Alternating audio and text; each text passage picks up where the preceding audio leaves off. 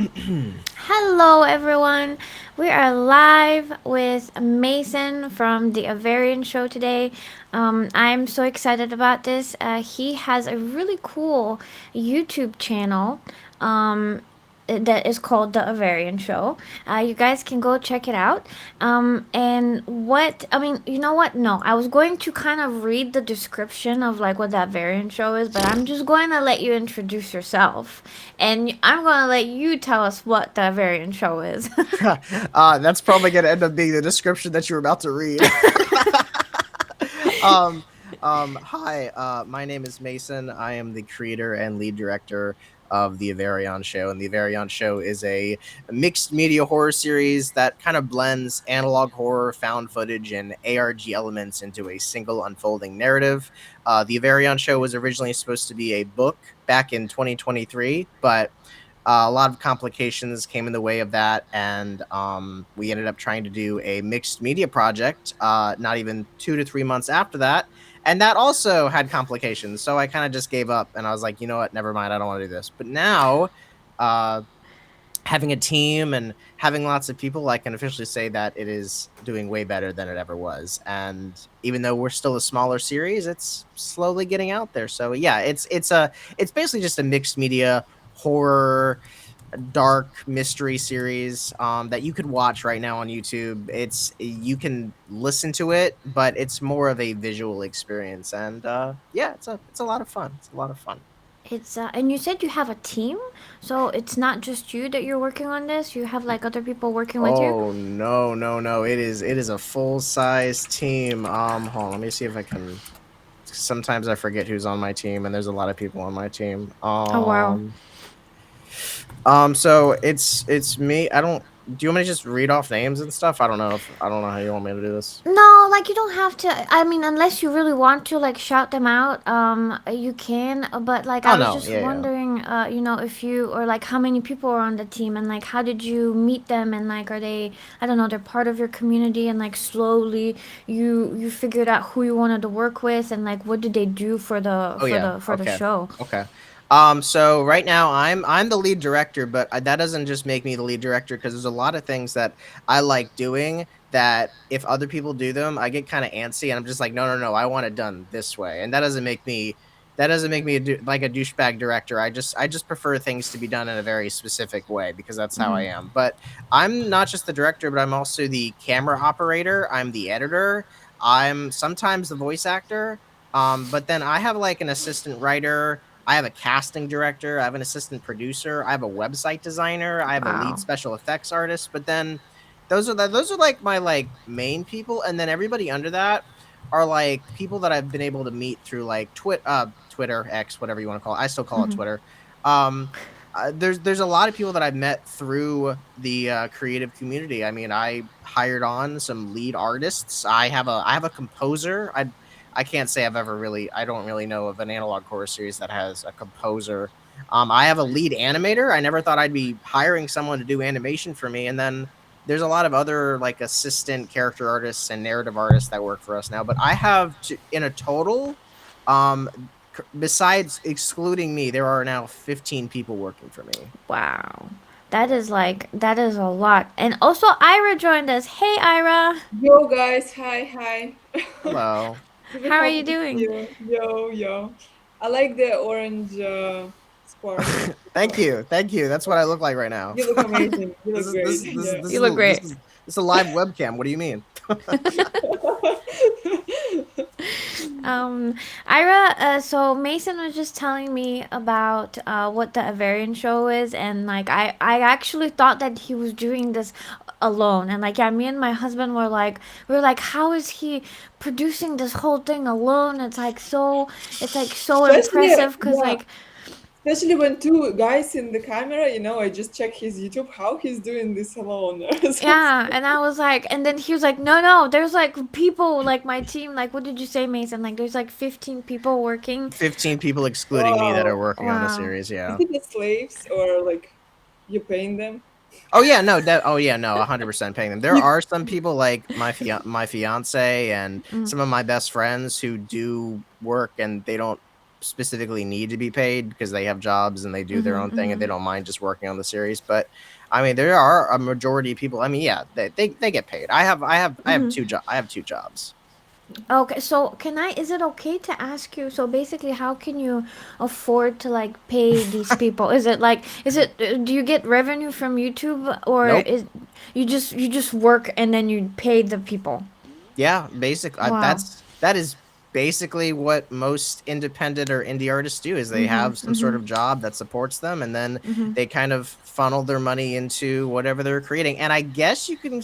A lot of people have been saying this to us recently. Is like you guys are indie, and Mhm. like I guess that would make most people that do the stuff that we do that would also make them indie even if they didn't want to categorize themselves as indie. Mhm. But I mean, I work as a security officer for a Mhm. hospital, Mhm. and I'm also a volunteer firefighter. So Oh wow. there are plenty of things that go into um supporting people for what we do. And I mean, when you think about it, when people ask me how like payment works and how I'm like Mhm. able to like afford all this, we work on like one episode like per month. Practically. I mean, Mhm. I can't say that right now because we are working on 3 episodes right now, but there are a lot of factors that go into funding people. It's like, well, first of all, I have to like commission someone to like make a song right now, right? We're Yeah. making like an original song for the series, and that takes time. So it's not like I have to like dish out money for them right now. I have to dish out Mhm. money for them when they actually create it, which could be in a month's time. So there's a lot of things that I will get started so people can kind of finish for me later down the line when that episode's ready. So it's not like I'm not dishing out millions of dollars every single day for episodes to be done because episodes do take a long time to be finished. Mm-hmm. Yeah, and that's the also the same thing that I basically asked that game studio that I told you about right before we went live. They do the same thing. So basically, they're working on this game. They've been working on it for more than a year, and they're just like using their savings, and they're hoping that at some point whenever the game like comes out they're going to be able to make some money back because they want to continue making games. And it's like that's kind of how creative people are. They have to either have savings or they have to like work like hard so that they could fund their projects, which is like a lot of work and probably a lot of stress. But it's the show is like so it's like such a cool idea, and it has like so much. I feel like it has that like that very nostalgic, I could say, because when Yeah. you watch it, it like kind of like sends you back in time, with like the old TVs and like VHS tapes, and it's really cool. Um, and I wanted to ask you about well, I forgot what I was going to ask you about. It's Oh no. just, oh no. Um, but it's such a, I don't know, the variant show is like, I don't know, it's really cool. And it's and I'm just blanking out today. Oh my god. It's okay. No, It's okay. that's Take your good. time. That's good. This is your thing. This is your thing. I'm like completely like blanking out. I had like so many questions. No, look, Um, I think what you said about, like reinvesting and spending your money on the business, it's a business, it's about entrepreneurs in general. We all like start into our ideas and we pay for Yeah. them. And that it can, like you can win someday somewhere. And if you will be lucky enough and yeah, a lot of stuff. But Well, I feel like with the creative people, it's a bit more complicated because we are not really believing in ourselves so much because it's not a real product. It's just imaginary product that you showing people, and that's like they can't touch it. They just can watch it and they like it yeah. or dislike it. And I think that makes Yeah, it more definitely. complicated. Definitely. There is a big question we get a lot. It's, hey, you're investing a lot of time and money into this. What do you expect to get back? And my honest answer is nothing. Nothing. I like even if my YouTube channel blows up and we make like millions of views, which I don't think really happens for analog horror create. I don't know what I consider myself as anymore. But if one day our channel just gets to like 100,000, 200,000 something subscribers, I don't ever sit down and just expect to make money off of what I do. There was a certain point 3 years ago when we were writing the story was like, I really want to get this out there because it's a really, really fun and really ambitious and crazy thing to do. And I I have researched tons and tons of series online and I can't find like a single, like, I'm not trying to be unique, but I can't find a single thing that I can relate this story Mm-hmm. to besides, yeah, no, there's nothing that comes to mind. So like when it comes to the payment I get for being able to put this out there is not people like actually paying me for the revenue or the videos or whatnot. It's just getting to see people's reactions. It's getting Mm-hmm. to see people create videos about us and theorize and all of that. It's people telling me how much the series means to them. It's people making fan art. That's what I find enjoyment in, is Mm. even if I didn't get paid for a single video, I would still be okay with everything I have right now. Yeah. And that's really cool because I mean that's the most like satisfying thing is like when you can create something and you work with like different people and you're like expressing yourself and it's like and other people are responding well to it and they're having fun with it. It's like very like bringing basically bringing fun to people is like what I think it's exciting for a lot of like creative people and artists and like it's just involving like a community and like just doing something cool together is what's like meaningful. And oh well, I also wanted to that's what I wanted to talk about. So there's a lot of people that actually like not only that you work with so many people on the series, there's a lot of people that are like involved, like you cast you look for like voice actors, there's like people who come and act in the videos. And so where like how do you find the people who you involve in your videos, and like how does how's that Yeah. process, like how does that look like? So Kai Dai, she's our casting director. She's also an amazing tattoo artist. I do not have a link for her right now. And even if I asked her, she's probably still asleep. Uh, she does all of our casting for us. So I do like before, back when it was just me, it was like I was pretty much doing everything. I was doing the writing, I was doing the directing. It's kind of like what you were saying about how some people just like they do all of their stuff. Like Mm-hmm, mm-hmm. I was doing everything, and then I realized I need a team, otherwise I'm going to go insane. So Kai, I actually met. I met her online, and then we ended up meeting up in real life for the first time, maybe like a year ago or so. But now she's like our full time casting director. So 10% of the time I do some of the casting. I'll look Mm-hmm. over like voices and whatnot, but like 90% of the time she's the one sending emails. She's the one kind of like figuring out who's going to be which character. She's the one shortlisting people. And Mm-hmm. to answer your other question, how we find those people is 50% of the time there's just voice actors out there that we really want to work with. We will Mm-hmm. pitch the idea. Sometimes it'll be a no, sometimes it'll be a yes. And Mm-hmm. then the other 50% of the time we will put out casting calls, and those casting calls will circulate on the internet. And Twitter is, I never realized this about Twitter, and I'm still going to call it Twitter.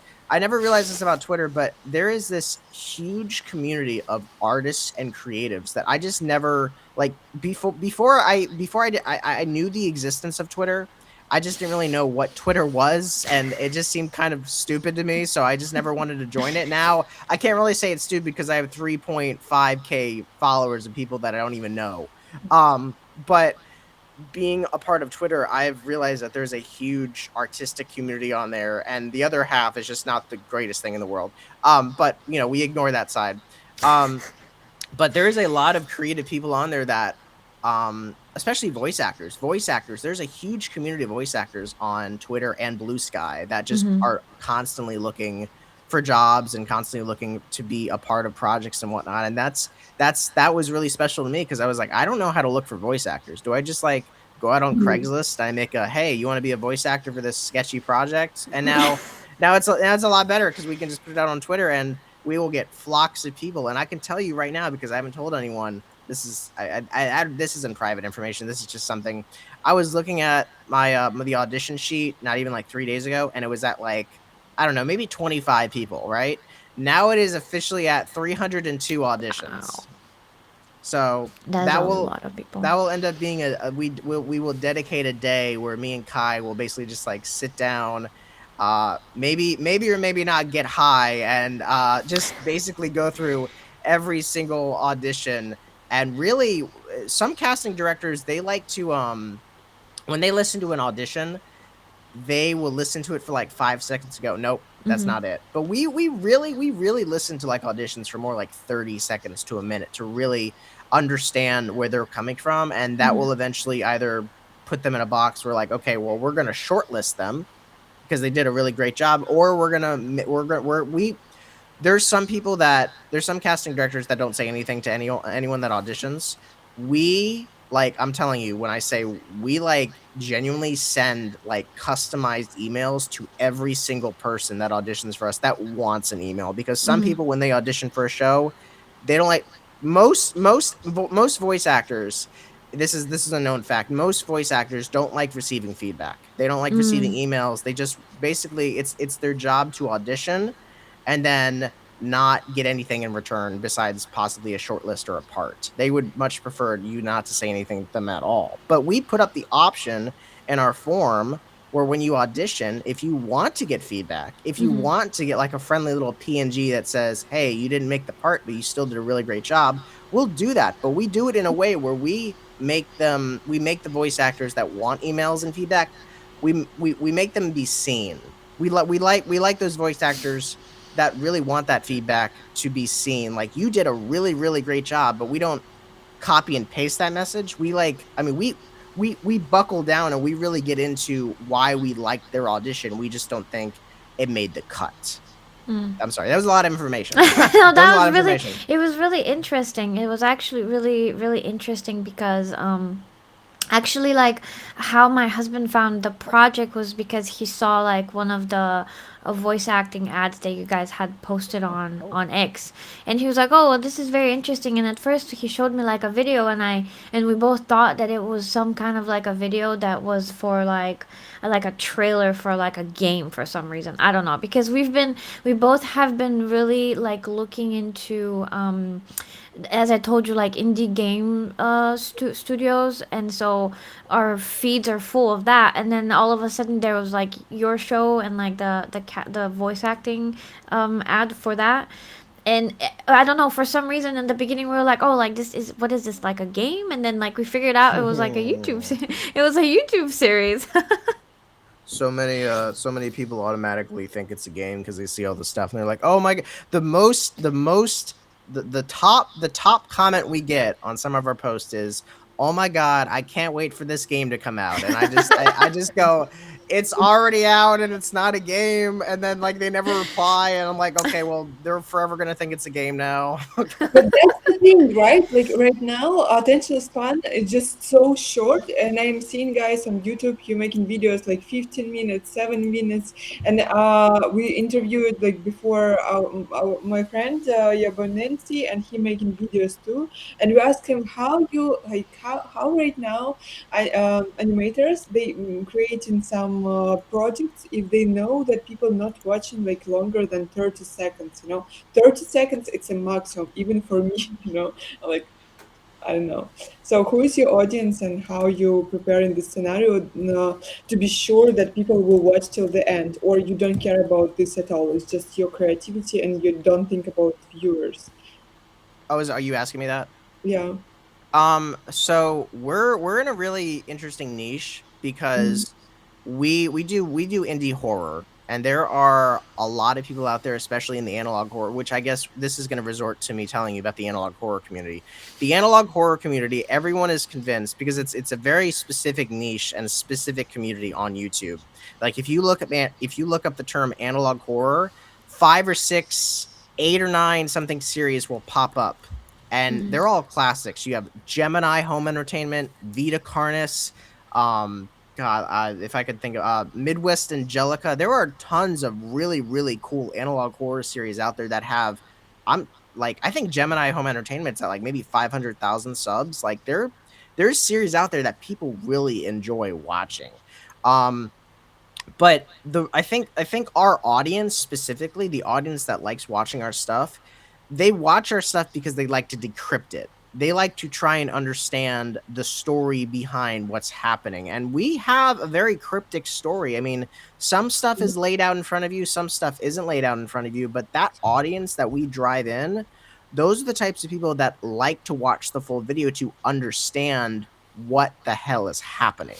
Those are the types of people that will make. I mean, we have fans in our Discord who have like Google documents of our series laid out like that. They have, I mean, they look like crazy professors because they're theorizing every single second of our videos. Though that's our audience. There are tons of people out there that they won't watch more than 15 to 30 seconds of a video. That's not our audience. Our audience Mhm. are the type that are actually into our content and want to understand the horror side of everything. And there is an audience like that out there because they do that for all the other series too.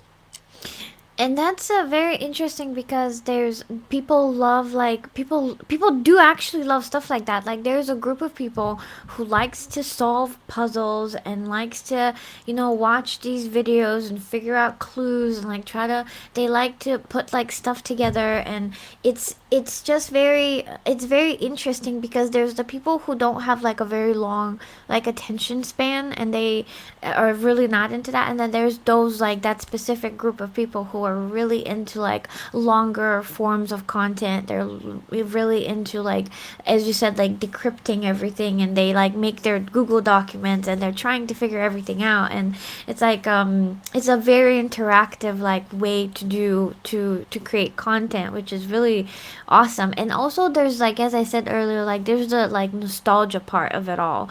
It's like, people are kind of like yearning like for what was lost. It's like they want, we're going kind of like backwards back to like VHS tapes.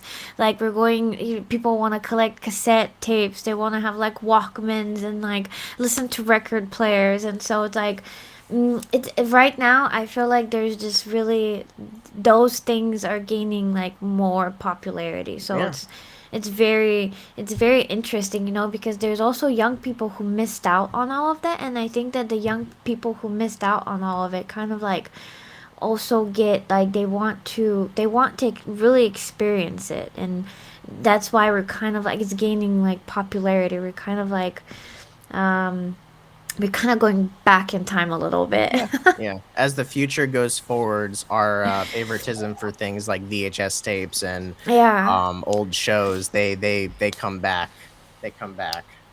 Sorry, Yeah. I just asked that because I didn't know that your show has some, storyline and meaning. Because I have one of my favorite artists on.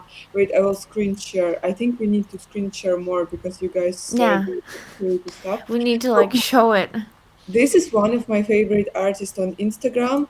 and I adore his like he's huge, Oh my god.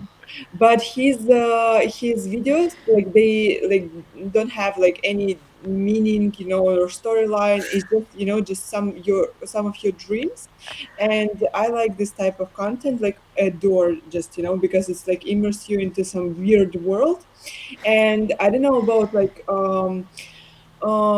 your TikTok, but in Russia, in the TikTok, we have some stories, For example, it's just absurd stories, horror stories, short, very like, 1 minute, something like that. Like you went out of home and you saw the huge monster right in front of you. You're in Animale 6069, and to get out of here, you need to go, down on the streets. Don't say hi to your mom, and you listen this story for Don't a say minute hi to or your so, mom. and this is so cool, I swear to God. And this is the same atmosphere. So that's why I thought like your content, like it doesn't have like storyline as well. And I thought, oh, okay, how people watched it, like not just 2 minutes, 1 minute, but 15 minutes. But now I understood like you have some storyline. Like, have you written it from the beginning, or you write the story? Oh. How it's happening for you? Tell me. Well, that's a great question. We actually wrote the story for the Avarion show 3 years ago, more or less 2 to 3 years ago, and we wrote it in the course of a year. There's still some writing to be done. There's still some because originally it was supposed to be a book and now it's becoming a mixed media Wow. horror series. So there are some parts where it's like we're turning the book into a mixed media horror turning a book into like a media format is like way harder than you think it is, but there are some parts where I just was like, this makes way more sense to be in a book. But now it's challenging me to kind of turn it into a mixed media horror series. And the thing about the story is that when you watch it, when you watch, if you sit down, like watch the Avarion show, like from point A to point B, things start to click, just not in the way that you would think they do. There's a lot of content out there that will tell you a story, and it's really cool. I love those videos. I love those weird videos you just showed on the screen. Those are videos like I'm literally sub to. I love art like that. I love series like You're that. welcome. It's really great But art. like our Yeah. our our our our series is like, it's for a very niche audience. It's for an audience that will watch a video, and then they will watch the second video, and they'll try to understand what the second video had to do with the first video. But as time goes on and more crazy, like for example, big example here is that one of our first episodes is about the TV host. He comes on and he's like, "Hey, my name is Mhm. Mason AAVARION, and I am going to be doing a photo shoot with every single one of my followers." And he invites people on and he does photo shoots with these people. But you can tell that the guests that come onto the show, they don't remember how they got on the show to begin with. And Ooh, that starts the story off, and you think, okay, well, this can't be the weirdest thing that happens. And then, like, third or fourth episode in, there's a police report about a man in a lake that's like deceased, and he has animal parts growing out of him. So then you're sitting there and you're like wondering, what the hell does that have to do with the talk show? But as the story progresses, which we're doing right now, we will begin to learn how a man that has animal parts growing out of him has anything to do with a talk show where people don't realize how they got there. Every single part, every single episode, every single thing we do for the show, it all connects into one story. There's just we're in the growing phase of the story. So we can't exactly just put it out there to the audience. That we can't be like, "Hey, by the way, the reason that this man has animal parts growing out of his sternum is because he's close cousins with the radio show host," or something stupid like that. It's more for the audience to really discover and understand it. And obviously, there are some people out there that they would rather not. They would rather just have the story explained to them. But there are a lot of people out there that would much rather do the deep diving, do the deep digging, and there's a lot of YouTubers out there that I know that have been looking at our series for a long time, wow. and they're also collectively writing down notes and making theorizing videos about our series to explain it to the audience that don't understand it. Wow, this is amazing. Thank you so much for explaining, and I will be happy to know more about your process, of creating this series. But I just wanted to mention, like, do you know the author David Wong or Jason Pargin? It's the same person. Those Um, are not off the top of my head. so here's the book, and it's pretty, like similar to your ideas. This is a horror too, and it's pretty psychedelic as well. And he wrote a book, John Dies at the End, and Oh, I know. Okay, okay, okay. I know yes, what we're talking it's about. Yeah, so yeah, yeah. great. Like the movie is so amazing, and the book is amazing. So yeah, now reading this second book is, and yeah, just the vibes, pretty similar, and I love it so much. That's great to know how you Yeah, no, create. that's a great book. Our stuff, Yeah. our content, our project is actually, I can't say it's like based on, but it definitely takes inspiration from David Lynch, Clive Barker. Mm-hmm. There are plenty of authors and directors out there that have a lot of creepy and kooky works out there that we really like to base our stuff off of and take inspiration from. H.P. Lovecraft. There's a lot of authors out there that I could say are in this melting pot that we're stirring around with a giant wooden spoon every now and then, and we're just like, what episode will this remind people of? And if you're not familiar with David Lynch, he makes movies, and he probably has made a book. I don't know. He's so talented, but he makes movies where you're gonna sit there and you're gonna watch it and you'll be like, oh yeah, this story makes complete sense, and then something just happens and you're like, wow, that was creepy. That's gonna stick with me for the rest of my life. Yeah, that's Yeah. facts. And that's Uh, why I kind of wanted to have Ira here because Ira loves like the stuff that you're making, Mason. So I was like, well, I'm gonna ask Ira if she wants to come and like talk to us because she's such Thank a you so fan much. of like everything. What Oh, were you that's gonna say? great. No, you just when you announced, I'm like, oh my god, this is so great. This is really amazing. So thank you for inviting you. I love this stuff. I want to create my own comic book or story, interactive story. It will be like connected with horror, but mostly about depression, but allegorically. So I want to create something like American Horror Story, which is not horror, fully horror, and has like always the best, like the very bright ending, but the story is like super catchy and you like the characters and you can relate to these characters by the vibe, dark vibe. So this cool to know, to yeah, from you, from creative process, about your creative process. Sorry. Yeah, absolutely. And I wanted to ask Mason. So I know that you you work with like people, like people come to the studio and you guys like film episodes for the show. But I watched one of the early videos and you had said that you guys want to cast people from like all over the place. So like, have you? And it's like, are you guys like, I don't know how to ask this. It's like, so some people come and you interview them in person, and like some people are like voice actors. So I guess like that's an aspect of like someone who is like can be anywhere in the world. But like, are you guys planning on like trying to do some kind of like, what if a person wants to be part of like your video, not as like a voice actor, but like what if they're like living somewhere else, and it's like, is there like an opportunity to like be part of the show if you live somewhere where you're not physically where you are at, if that makes any sense? Yes, yes. Eventually, as we get into the story more and more, there will be a lot more show episodes, Mm-hmm. where people will be invited on, and we'll find ways for them to get over here. There is, I can't.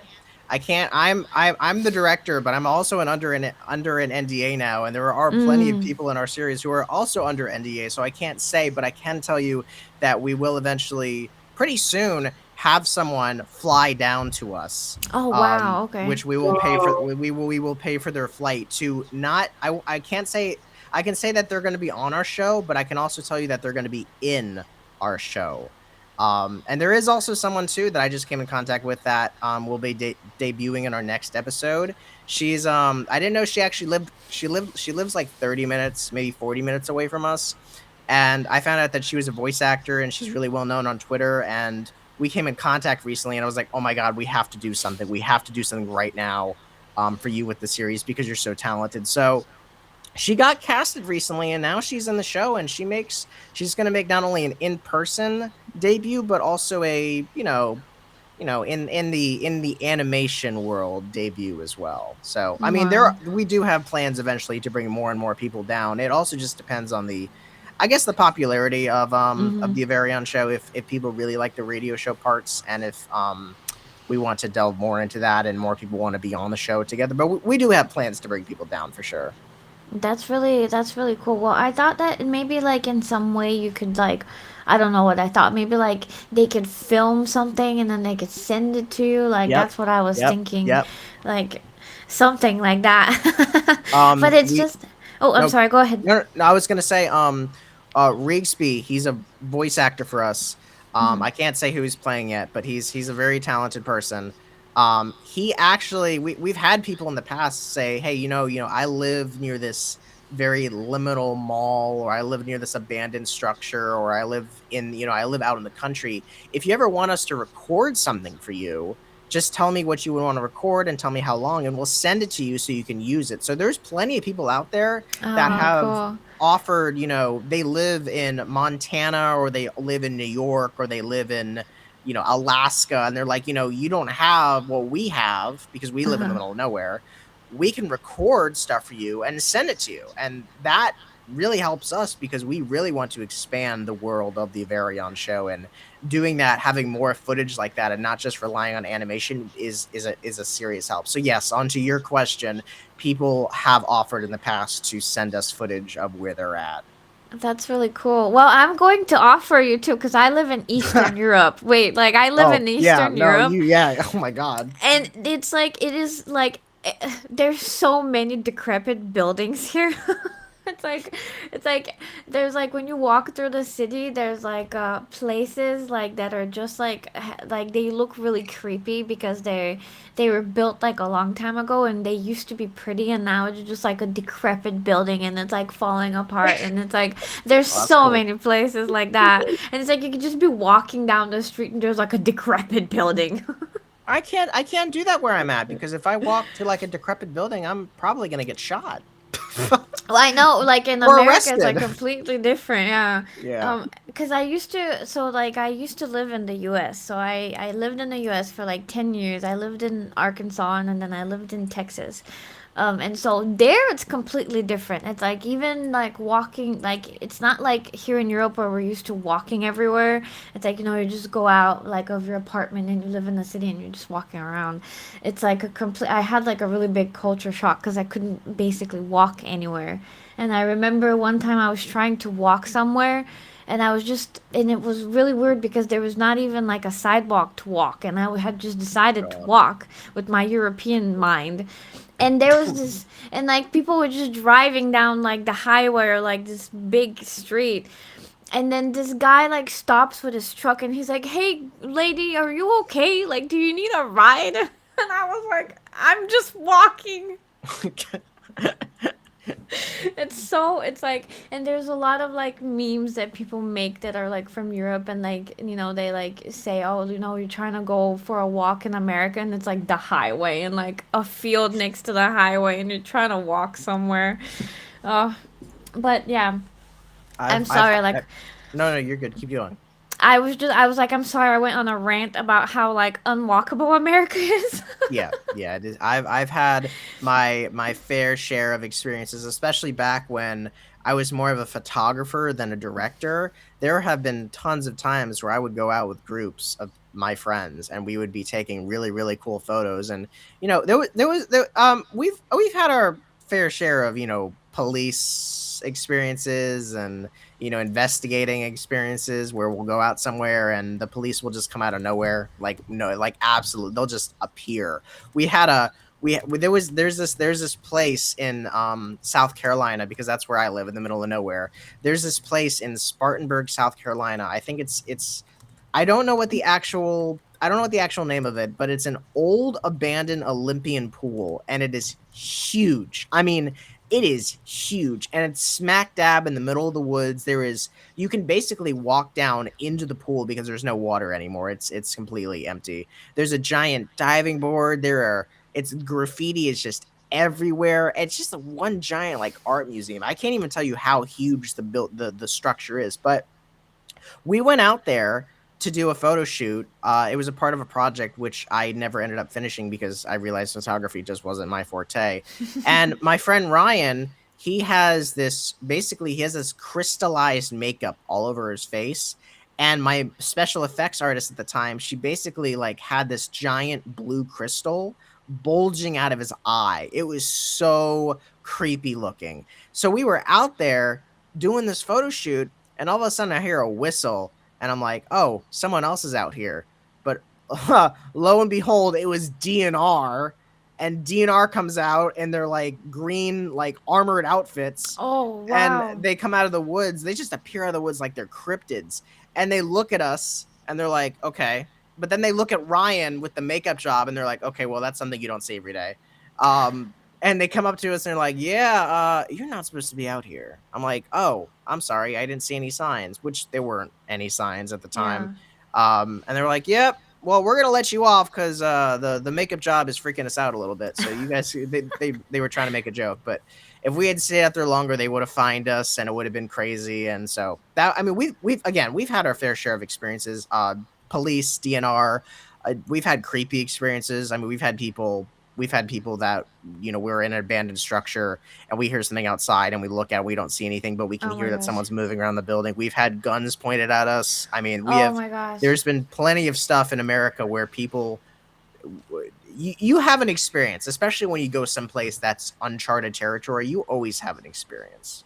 Yeah, it's like And it's like, especially in America, because like private property is like actually a thing that people are so protective of. It's like, you cannot just be on somebody's private property. It's like Yeah. it's really bad if you get caught, and like you could get in trouble and you could get shot and all kinds of stuff. And it's like here in Europe, it's like, yeah, it's private property, but it's like most likely somebody's just going to yell at you, and that's going to be like the maximum amount of like danger that you're going to be. It's like somebody's just going to be like, hey, you're not supposed to be here. But it's like it's just it's so crazy. But yeah, and so it's like I really now I'm going to, because me and my husband go on walks, I'm just going to take some pictures, and like I'm going to like send them probably in your Discord, so you guys are going to have a kick of like the decrepitness that is Oh yeah, like definitely, around here. definitely. I'm sure our Discord will get a kick out of that. We love creepy stuff. And also, I wanted to say thank you to some of the people from your Discord who are joining Blaze. They're like in the chat in Blaze, and they're saying Oh hey. god. Yeah, so like there's show said hey. He just he said to join from Mason's Discord. He was asking what is Blaze. Blaze is a really new streaming platform that I'm just trying out because it's better for creators than any other platform at the moment. So they have a really good community too. So that's why I'm here. And I think somebody else, Duffer Live, said hello. And so I'm just just wanted to say hi to those people from the chat because we can't really see that chat. I'm gonna shut up so we can like kind of watch this video. Oh god. Oh no, no, no, guys! I just You just have it in the background. I just take care, yeah, about people Mm. with ADHD who But like, it's a really see, it's like a really cool video, and that's what was like so Our advertising interesting to goes me. hard. Yeah. But it's like I don't know, it's just so cool. It's like watching like literally like watching something like on an old VHS tape. Um Our aesthetic for the show is very interesting because it combines VHS aesthetics, like old 80s, 70s, mhm. 90s aesthetics, with dystopia. So Mhm. it's like we're living in the future, but we're still using VHS stuff, basically. mhm. It's like Yeah. what we were talking about earlier. It's like being in the future, but thinking about, still using VHS stuff and being nostalgic and reminiscent for VHS stuff. We're living in a time when it's like kind of in the future, but at the same point we're still using camcorders and VHS tapes, and we still have like old TVs. It's a very strange mix of aesthetics for sure. Yeah. This is AI, right? Like Huh? you just AI.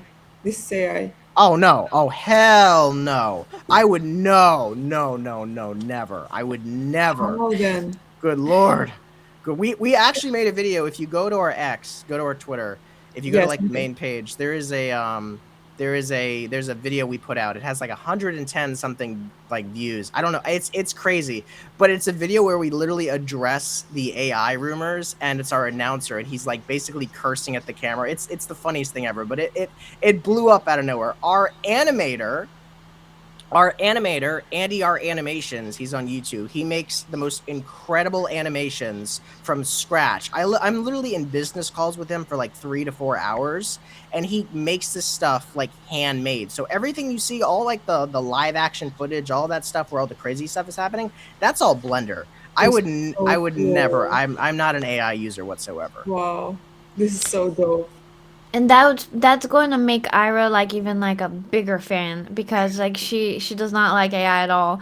And so I actually wanted to kind of like touch on the topic of AI because you guys do not like, yeah, you do not use AI, and like the and so some of the things that we've been talking about, because we've talked to a lot of artists, and it's become to the point where they artists didn't have to like the artists didn't have to defend themselves against AI, like against like AI accusations before.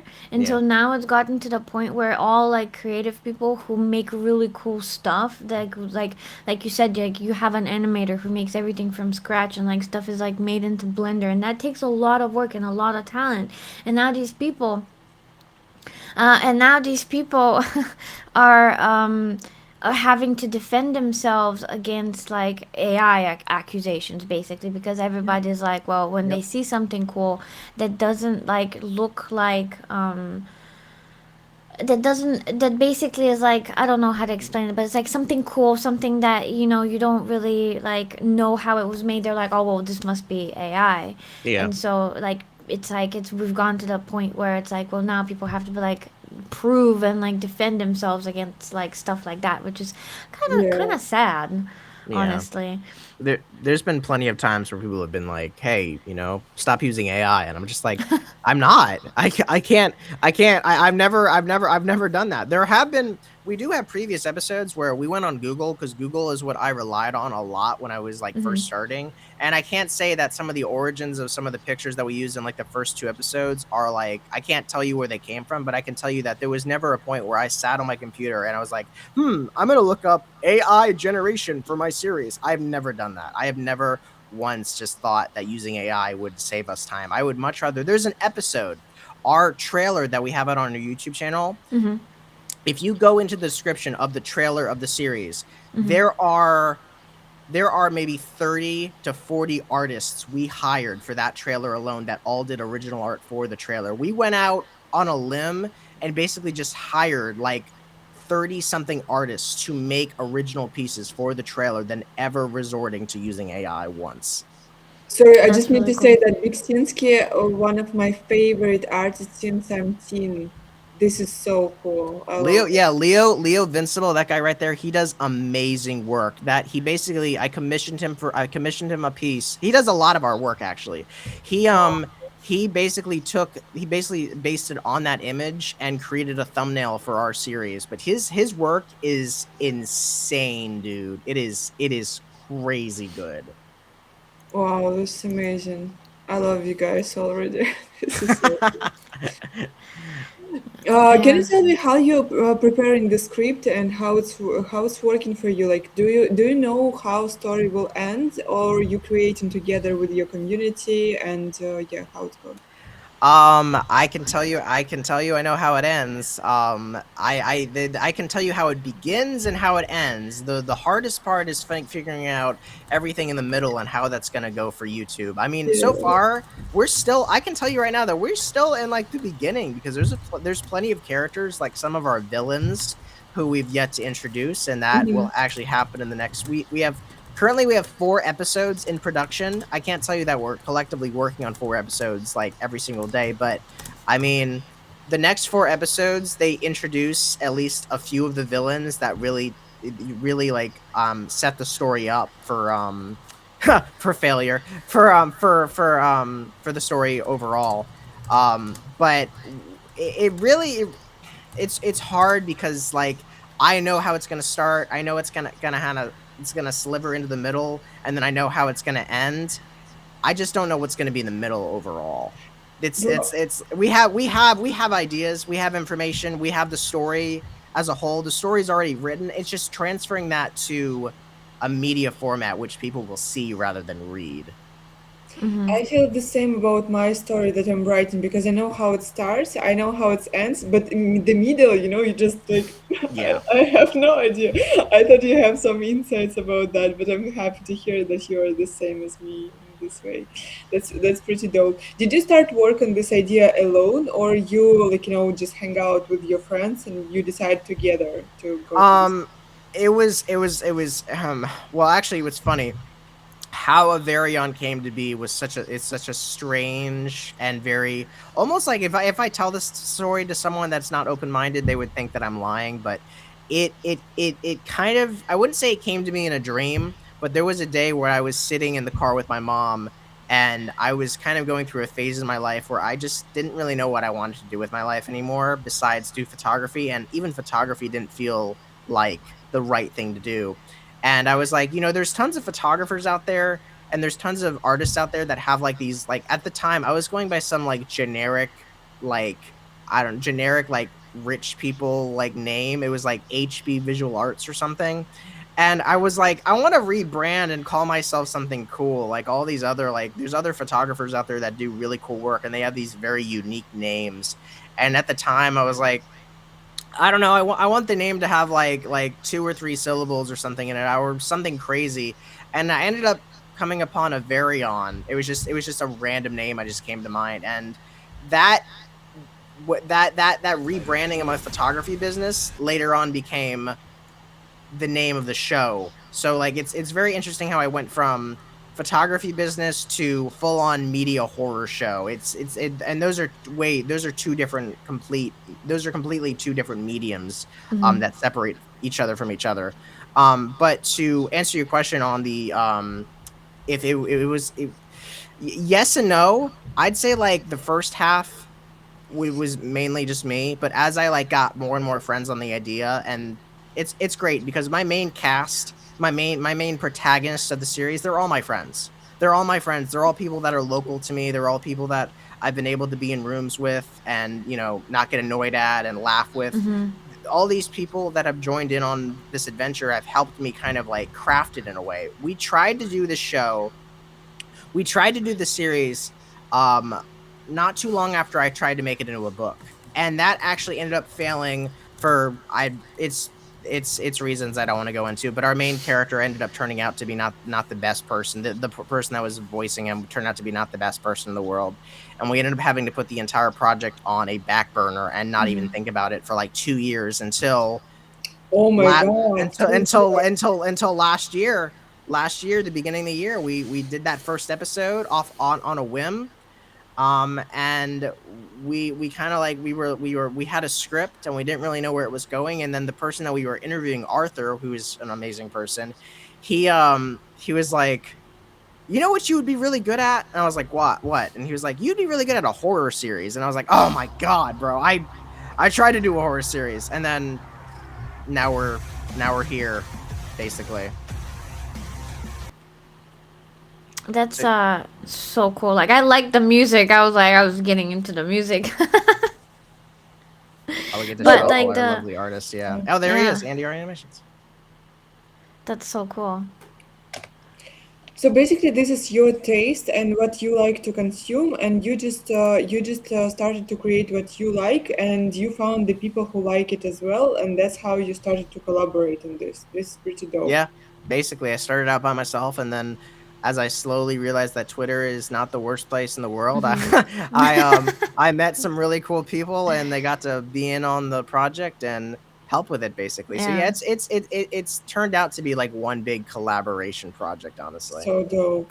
So Yeah, it's dope. really cool. Like, I wanted to, while we're still live and like we have like, people are like commenting and watching, I wanted to tell them that they can find your, there's a QR code that I've put up, and if you scan the QR code, it's going to take you to the YouTube. To the YouTube channel, so if anybody wants to like check that out, they can do that. And I saw like Dax in the comments, and Dax is really into this type of stuff where he loves like puzzles, and like he likes watching videos and like figuring like just exactly like the content that you have been creating. So yeah, I wanted to say that he could go like also like check out the YouTube channel, and he's probably going to like really like it.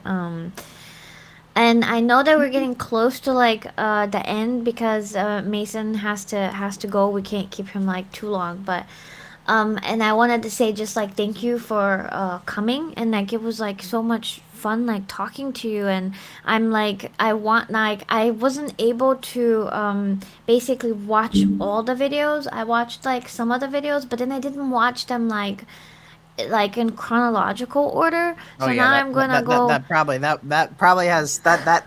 There's a playlist on our channel. If you look at the playlist tab, Uh it'll huh. play the trailer for the series to Uh tell huh. you like what's happening, and then it'll basically play it in chronological order. That is a huge thing that I hate for people to go on our channel and be surprised about, is if they watch like our latest episode, The Edge of Zion, and then they watch like Whistleblower, and they're Yeah. like, "What the hell is happening?" I'm gonna be like, dude, I feel so bad.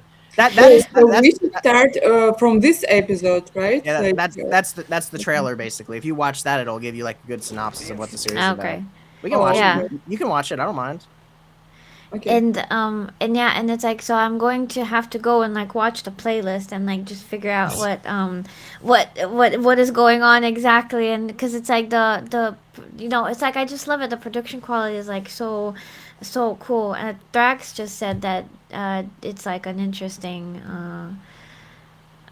it's an interesting thing, I know he likes stuff like that. You can tell the contrast in the playlist. If you look at the playlist, it goes from TV guide, analog horror, Mm-hmm. and then look at like the bottom video. It says I have animals inside me. Like it literally goes. I mean, the contrast between all the different all the episode names is crazy because you go from something really lighthearted to just something Uh-huh. straight up horrifying, and that's what we're doing for the series. Basically, it's just like 1 minute you're like, wow, that was a great episode, and the next minute you're traumatized because you're not sure what the hell happened in front of you. That's I really love it cool. so much. I will watch it on my weekend right now. That's cool. Yeah. And then I wanted just to say, was there something that Mason wanted to share and we didn't get to ask him? Oh, are you just asking me in general? Yeah, like just in general, something that maybe you wanted to share but we didn't get to talk about. I don't know. It's like I like to just, I Um, don't know, ask. I no no yeah yeah yeah. I can officially say that the series is now under an NDA, so there are a lot of voice actors out there that have been working us for a long time that they know stuff about the series that not everyone else knows. And actually, one of our main voice actors last night, she had one question, and she was about her character, and I told her, and she was I could tell she was like devastated. She was like, oh my god, this is I'm having deja vu right now. I don't know why. She was like devastated, not because of her character but because of the story overall, and she was just like, this is not what I expected, this is crazy, oh my god, oh my god, oh my god. So closing NDAs and telling people about the story, especially when they work for us, is a huge Mm-hmm. is a thing we've been waiting for, because knowing the story and knowing what we have planned and telling that to people and seeing their reactions is just, it's amazing, and it really shows how important and crazy the story is, even without telling you and having you watch the episodes. Besides that, um, I can't say who we have on our team now, but I can say that we have officially signed on some pretty huge voice actors that have taken interest in the series, and we also just pitched it to them and we're like, hey, we really want to work with you, and this is what we have to offer. If you'd like to come on board, we'd love to have you on board. And 90% of those voice actors have so far said that they want to be on board. So there are plenty of I can't even. I'm gonna be honest with you. I have no idea how I even scored these people, but having these people on our team and being a part of the series and making their debut in the next 4 episodes is going to be really cool. And I think the last thing I really have to say is we're already working on the next episode. Andy has done an amazing. He showed me the animation stuff last night. It is it is without a doubt one of the longest animation clips he's made for me. It is about 2 minutes and 8 seconds, and it is insane, and it really reveals some lore about I can't I'll just say this. It reveals some lore about how guests like end up getting to the show in the first place, and how some people are like they're not sure how they got there, and some people aren't, like they're more self-aware and they're like, well, what's going on, how did I get here. um and centers around the concept of that someone being lost within a world of not knowing how they got there, and then being self-aware, rather than, oh well, this is just the Avarion show, I was invited on the show, Mason's like my best friend, I love that guy.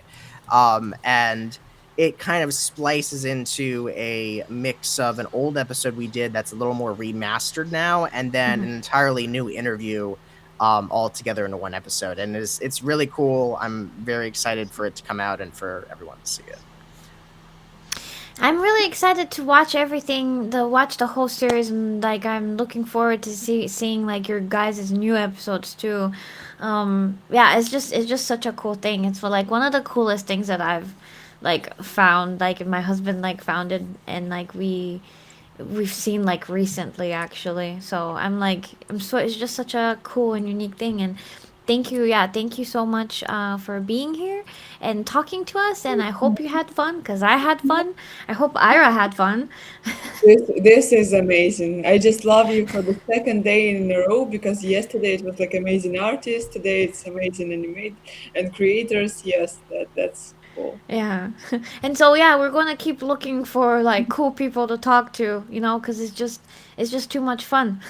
Yeah, And we want to absolutely. learn Yeah. about what everyone is creating, and it's like, that's what I don't know, that's what's exciting. But yeah. Thank you, Ira. Do you want to say something at the end, or no, just just she just loved it. Okay, well, thank you guys. I'll be ending the stream, and it's like thank you to the people who watched us on Blaze, and especially thank you to the people who came from Mason's Discord to watch on Blaze. That was really cool. Thank you to everybody who watched us on X. This is going to be, I'm probably going to upload it on YouTube as well at some point, so it's just out there and people could go back and watch it. And it's like, go subscribe to the Avarion Show on YouTube. The QR code is in the corner, so you can just scan it, and it's gonna take you over to the YouTube channel and check out the stuff that they've been doing, because it's really cool. Okay, and then I'll end the stream. Thank you everyone for being here. Yo, Bye. bye bye. Bye. Bye.